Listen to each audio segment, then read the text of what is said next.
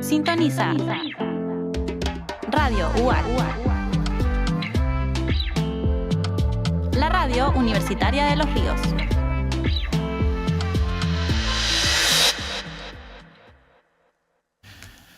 Bienvenidos y bienvenidas a un nuevo capítulo de Libres e Iguales, el programa radial del Instituto Nacional de Derechos Humanos sede Los Ríos, gracias a Radio UAC, que emite a través de la 90.1, el canal 52 y 843 HD, señal Tel Sur. Este espacio está diseñado y pensado para conversar acerca de derechos humanos, participación y ciudadanía desde las voces de nuestro territorio. Hoy hablaremos de Relatos que Fluyen, un concurso de microcuentos que invita a mirar los derechos humanos desde la escritura, la memoria y la vida cotidiana. En su versión anterior del año 2025, las y los participantes escribieron sobre el derecho a vivir en un medio ambiente libre de contaminación. Para este año, en relatos muy breves para el año pasado, aparecieron ríos, barrios, bosques, recuerdos, preocupaciones por el futuro y por un medio ambiente libre de contaminación.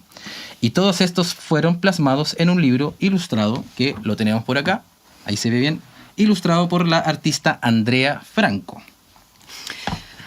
Hola a todas y todos. Y bueno, para hablar sobre esto, hoy tenemos de invitados e invitadas y vamos a querer conversar primero con Jaime Lepe. Él fue ganador en la categoría de personas mayores de 60 años y con Ariki Dasori, ganador en la categoría de menores de 18 años. Ahora también contarles que en el segundo bloque vamos a contar con la profesora Valesca Aguilar de la Escuela España, acá en Valdivia, quien nos ayudó a motivar a los estudiantes a participar. Hubieron una gran convocatoria de estudiantes de esa escuela.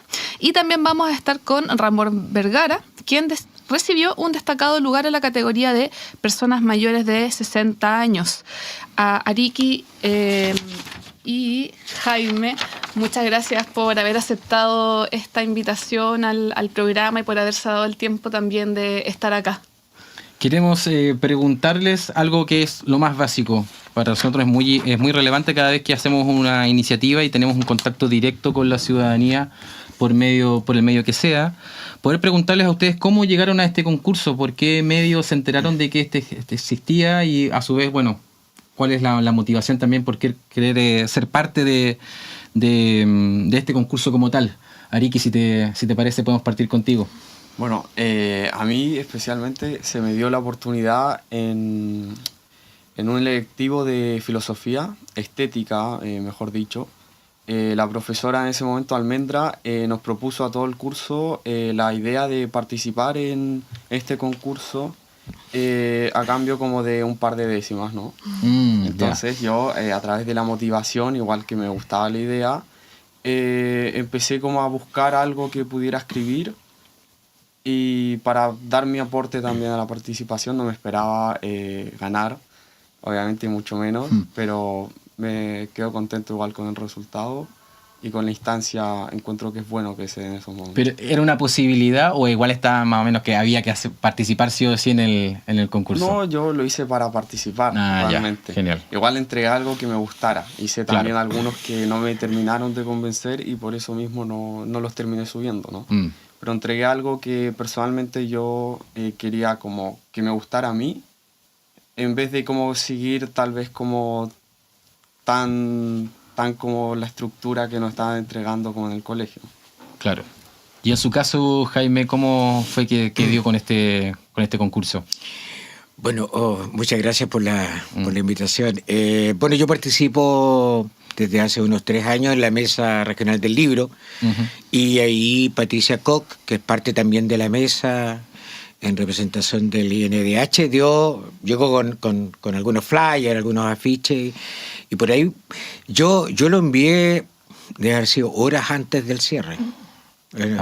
Si hay algo complejo para los escribidores es llegar a la cantidad de palabras que nos pedía el concurso. Fue lo más complejo porque de una u otra manera tú te enamoras de tus personajes y los personajes los vas vistiendo y los vas poniendo en un contexto, en un medio ambiente. Entonces después tienes que desvestirlo. para llegar a las 50 palabras y que se entienda la historia. Entonces, en este caso, bueno, yo además soy presidente de la Fundación del Suroeste, que es una fundación que si bien trabaja con artistas, con artes escénicas, nos dedicamos a la divulgación científica y especialmente ecosistema y biodiversidad. Entonces, yo me sentí muy cómodo trabajando con los personajes que trabajé en esta historia y lo uní porque de alguna manera también participo en la aplicación TikTok, en conversatorios justamente de divulgación científica, literaria, y entonces junté las dos cosas en esta cazuela, claro, ¿no es cierto? Que era mi preocupación por lo que nos está sucediendo con el ecosistema, con nuestro ecosistema en el territorio, y por otro lado, claramente, esta es una plataforma que te permite, a través de los live, hacer un pimponeo con quienes participan también en los paneles. Y así llegué a... Yo, al igual que nuestro amigo aquí, jamás pensé. Yo lo mandé porque fue realmente un parto, ¿eh? Llegar a esa cantidad de palabras fue realmente un parto. Es un desafío, sí. Sí, don Jaime, respecto de eso mismo... El don... Ay, Jaime, déjalo en la bodega. Disculpa. Sí. Disculpa. Jaime, lo decía, llegar a la cantidad de palabras que requería el microcuento era un desafío. Mucho. Respecto de eso, si pudieran, también ahí Ari, que también va para tener esa pregunta sobre la dificultad de reducir una historia a pocas palabras. ¿Qué significa? Como en eso quizás también que nos puedan contar el desafío y cómo es que lograron llegar a ese resultado. Bueno, mi método para llegar a un cuento como corto, ¿no? Fue primero como imaginar una historia, pero como en el contexto de que yo la estoy viendo como desde afuera, no como desde dentro de la historia. Ya. Como de un ser de arriba que ve cómo pasa como el tiempo de unas personitas y va como narrando de a poco lo que va viendo. Entonces a través de eso me puse en el tema, ¿no? de que tenemos problemas medioambientales y cómo puede ir evolucionando eso a través de una visión como lejana, ¿no? ¿Fue una decisión consciente esa de mirarlo de esa manera o es algo que habitualmente lo haces, por ejemplo, en otro ejercicio artístico? O sea, es algo que habitualmente hago y he leído, o sea, en ese momento igual estaba leyendo Meditaciones de Marco Aurelio, que plantea también como esa idea de ver los problemas como desde tu ser interior, como tu divinidad, como desde arriba. Entonces eso como que me inspiró para poder ver esta visión en el microcuento. Buenísimo.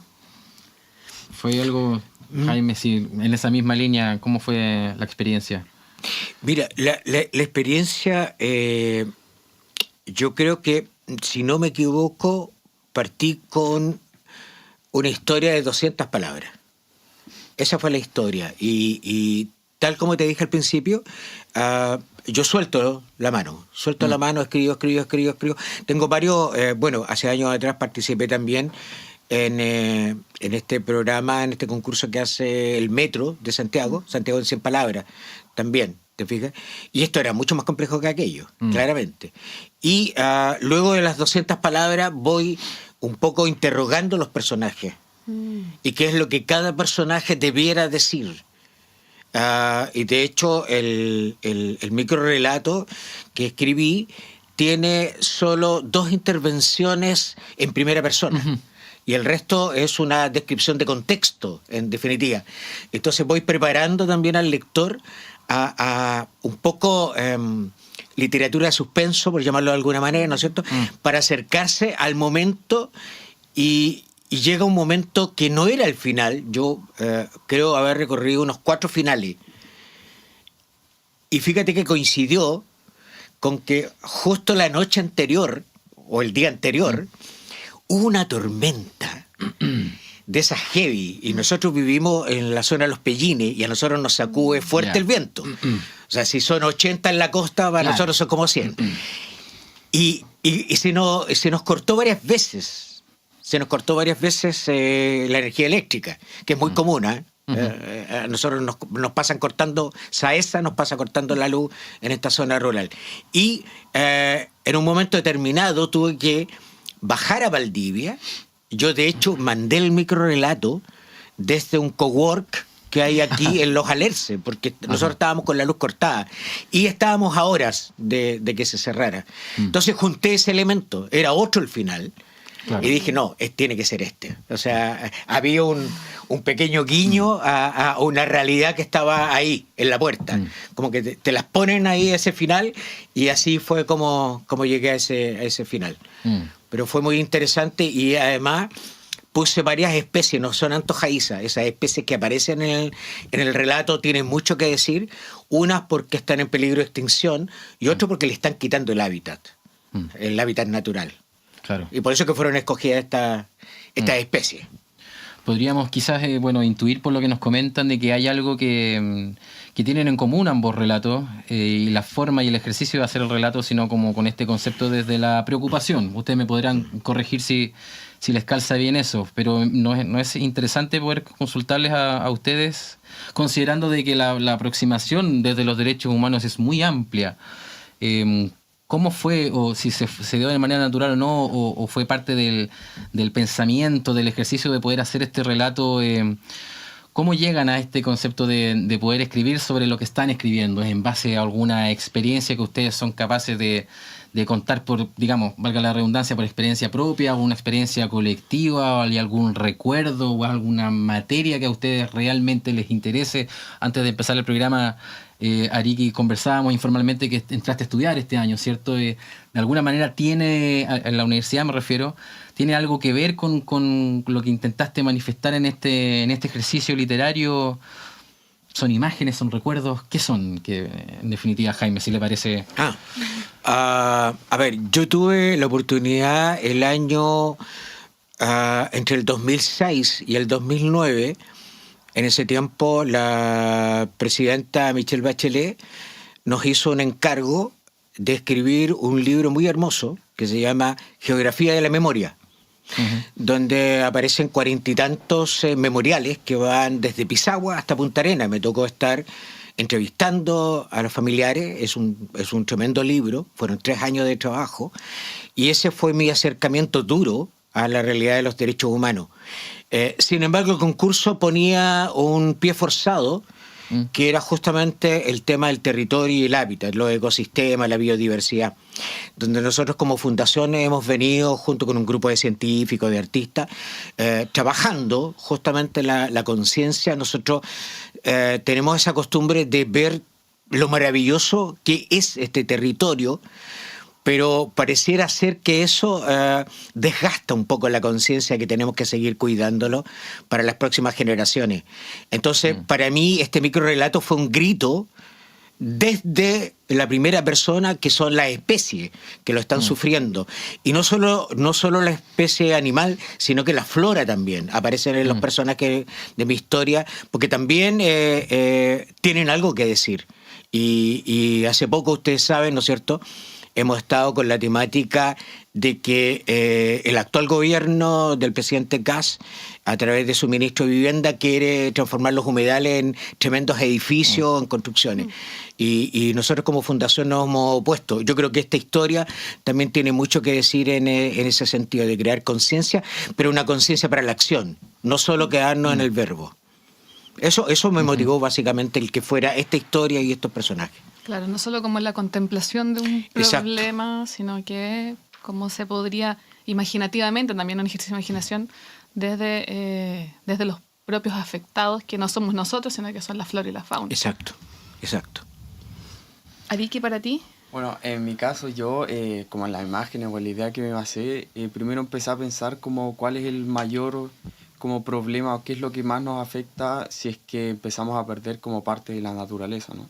Y en ese caso se me ocurrió el agua, que, o sea, el agua al final es como la vida, por así decirlo. Entonces me imaginé qué pasa si esa agua empieza cada vez a desaparecer y a haber menos, ¿no? Entonces ahí en base nace como el inicio de la historia, que empieza como en un mundo en el que hay sequía, no hay agua, quedan pocas personas y toda la tierra al final está como podrida, por así decirlo, ¿no? Y entonces esa fue como la idea principal, como qué pasa si se va el agua, pero también ahí le meto el giro porque digo, no puedo dejar a estas personas con este problema, ¿no? Entonces ahí creo como la solución de que vuelve el agua y ahí la gente vuelve a entender como la importancia de cuidar el medio ambiente y ahí se vuelve a hacer como el ciclo, ahí viene el título, ¿no? Y empieza como a volver a fluir la vida hasta que vuelva a ocurrir lo mismo y vuelve a empezar. Un poco con esta idea de que tenemos que perder algo como para darnos cuenta, sí, o ponerle la relevancia, claro, que es justamente algo muy habitual cuando conversamos acerca de derechos humanos, cuando estos se ven amenazados y cuando ya derechamente hay una regresión en aquello, es cuando le damos un valor que es el valor que quizás debiera tener siempre, ¿cierto? Más o menos en esa línea.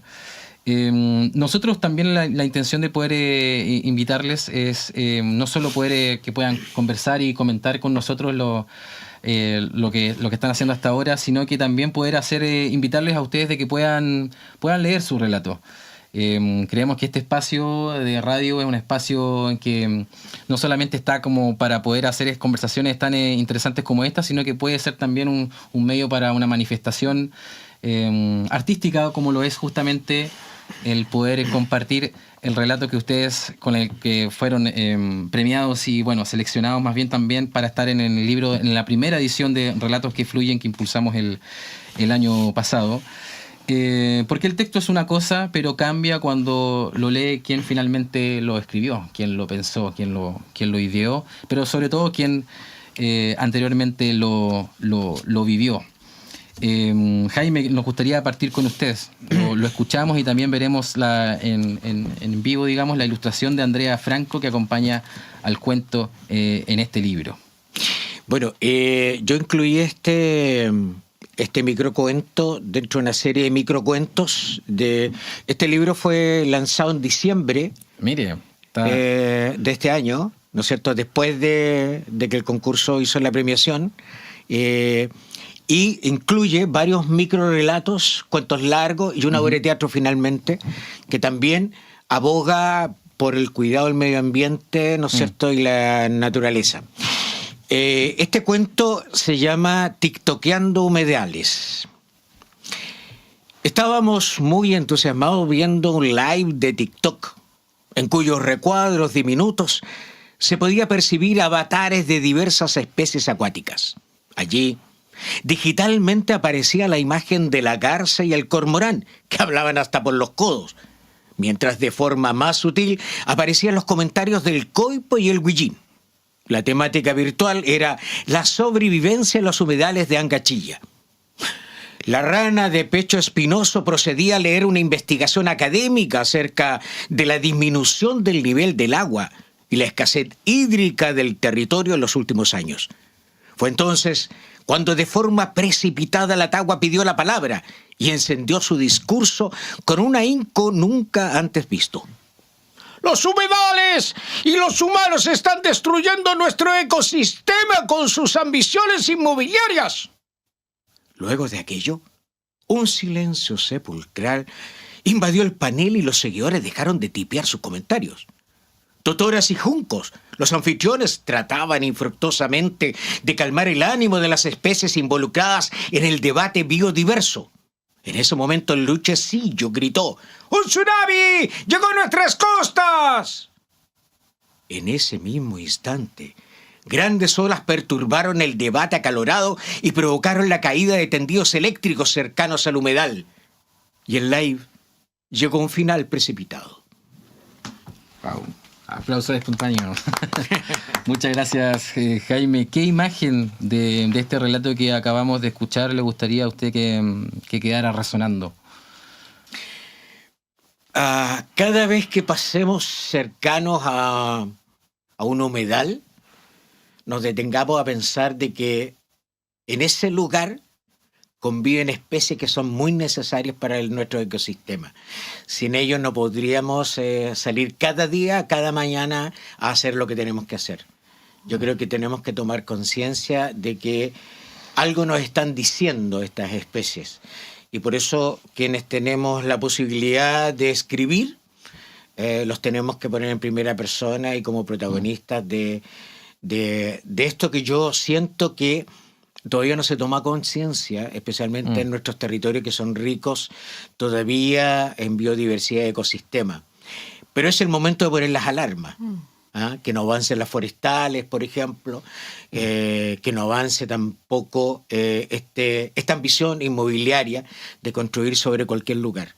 Y tenemos pruebas a través de la naturaleza de que la naturaleza nos devuelve, y nos devuelve con creces cuando irrumpimos en algo que no es lógico. ¿Ya? Así que yo siento que es un cuento para contemplar desde la naturaleza, que nos acompañe cada vez que miremos a nuestro alrededor y pensemos que esto tiene que quedar para los nietos de los nietos. Eso. Muchas gracias, Jaime. Ahora queremos invitar a Ariki que nos pueda hacer lectura también de su micro relato. El ciclo. Empezó a caer la lluvia. No era cualquier lluvia, era la primera después de la última. Había pasado tanto tiempo desde que el cielo lloró por última vez que los campos se encontraban sin cosecha. Los bosques ahora eran desiertos y los ríos eran carreteras de polvo. Las pocas personas que quedaban eran las que aprendieron a convivir con la naturaleza. Habían esperado décadas o centenarios. No quedaba vivo nadie que haya visto la última lluvia. Solo quedaban rezos y conjuros para llamar al agua. Con la bendición del agua llegó la vida a la tierra, y los hombres que habían sido los últimos fueron los primeros. Así comenzó la humanidad. Aplauso igual en el estudio. Gracias, Ariki. Ariki, y sobre tu cuento, ¿qué es lo que te gustaría que se sintiera o se pensara cuando alguien escuche ese relato? Bueno, lo que yo quería transmitir en mi cuento es a valorar lo que tenemos antes de perderlo y ver la importancia de las cosas, no solamente como su utilidad, sino el valor que nos aportan. Buenísimo. Les quería hacer una consulta más antes de que termine este primer bloque que nos parece muy relevante. Desde la perspectiva de ambos, partiendo contigo, Ariki, ¿qué crees tú que aporta que en un mismo concurso puedan escribir niñas, niños, jóvenes, personas adultas y personas mayores? Bueno, aporta a la diversidad, ¿no? Y a que la gente se motive. Porque tal vez si hay una pura categoría, ¿no? Yo como niño tal vez no me hubiera motivado, ¿no? Hubiera dicho, no, ¿para qué si no voy a ganar? Pero si sé que mi compañero, mi amigo está participando, me motiva, uno puede conversar, ¿no? Dialogar, oye, ¿qué escribiste? Oye, ¿qué vas a hacer? ¿No? Ayuda como a crear un ambiente también como de escritores desde temprana edad y también de edad avanzada, ¿no? De que pueda haber como más gente escribiendo, si al final esa es como la idea. Sí, Jaime, la misma pregunta. Mira, yo soy de la generación de que en los cumpleaños, las navidades se nos regalaba de estos diarios de vida. Entonces, a muy temprana edad, yo soy parte de lo que yo considero la mejor educación pública de este país, que es la generación entre el 60 y el 73, y ahí teníamos nosotros talleres, teníamos 4 horas de biblioteca. Pero además teníamos, fuera de castellano, que se llamaba en esa época, teníamos para soltar la mano talleres literarios. Estamos hablando desde primero básico. ¿Ya? Aunque tú pudieras escribir un palote, era considerado. Y teníamos 4 horas de lectura, es decir, recorríamos la historia. Por tanto, un concurso con esta diversidad de experiencias es muy interesante. Yo creo que lo importante es soltar la mano, es escribir, yo me acuerdo cuando hacía clase en la universidad, siempre le decía en la primera clase a mis estudiantes que tenían que andar siempre con una libretita y un lápiz. Porque de repente las ideas aparecen en los lugares más increíbles y en el momento más increíble. Y uno nunca tiene... Bueno, ahora están los celulares, puedes escribir en las notas, ¿no es cierto?, en tu equipo. Pero siempre es importante eso, alrededor nuestro, alrededor nuestro pasan muchas cosas. Esas cosas manifiestan, imagínate un muchacho menor de 18, yo con 68, y estamos disparando para el mismo flanco. Exactamente. ¿Te fijas o no? Sí. Y ambos estamos aprendiendo de lo que hay a nuestro alrededor y estamos parando las antenas justamente para poner a lo mejor en bonito aquello que tal vez no sea muy bonito en un tiempo más.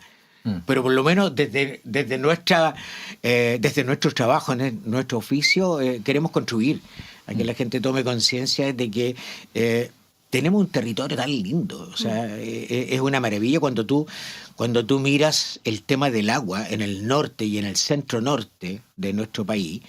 Y tú dices lo maravilloso que tomamos conciencia, claro. Sin embargo, y a pesar de estar en un territorio lluvioso, la escasez hídrica está en avance.